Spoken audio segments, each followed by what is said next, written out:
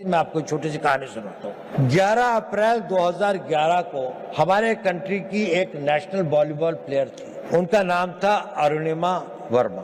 वो वॉलीबॉल के टूर्नामेंट से आई और अपनी परीक्षा देने के लिए दिल्ली से लखनऊ जा रही थी। बरेली के पास कुछ डकैतों ने उस पर हमला कर दिया और लोगों से सामान लूटने लगे। उसके गले में चेन थी, उन्होंने चेन खींचने की कोशिश करी, उसने रेजिस्ट किया, उसने नहीं दी चेन। उन लोगों ने उसे ट्रेन से बाहर फेंक दिया। वो बहुत बुरी तरह से लहूलुहान हो गई। दुर्भाग्य देखिए, उसी समय दूसरी ओर से एक ट्रेन आ रही थी और वो ट्रेन से उसका पांव कट के अलग हो गया।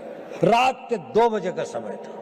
उस पटरी के ऊपर कई बड़े बड़े चूहे थे, वो उसके मांस को खाने लगे। वो वेदना में कराह रही थी पर कोई नहीं था। वो लहूलुहान, उसका बहुत खून बह चुका था। सवेरे लोग वहां पहुंचे तो उसको उठाया, ले गए। नेशनल प्लेयर थी, दिल्ली लाए। All India institute of medical sciences में उसका उपचार हुआ और उसकी पूरी टांग काट दी गई। वो बिल्कुल एक विकलांग होकर अपने घर में पड़ी थी, लेकिन उसने ये इरादा किया, मैं माउंट एवरेस्ट पे चढ़ूंगी। डॉक्टर्स ने कहा कि इस तरह की टांग से तो कोई चढ़ ही नहीं सकता और इसको भी स्टेबलाइज होने में तो कई साल लग जाएंगे।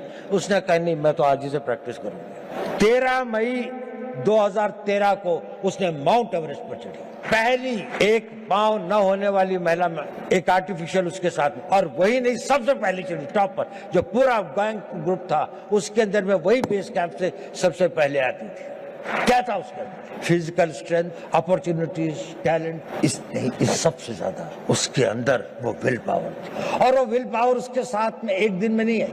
जब उसके जीवन को लोगों ने पढ़ा, समझा, उसने बचपन से ही अपने अंदर एक ऐसी शक्ति पैदा की थी कि जो उसकी स्ट्रॉन्ग विल पावर थी।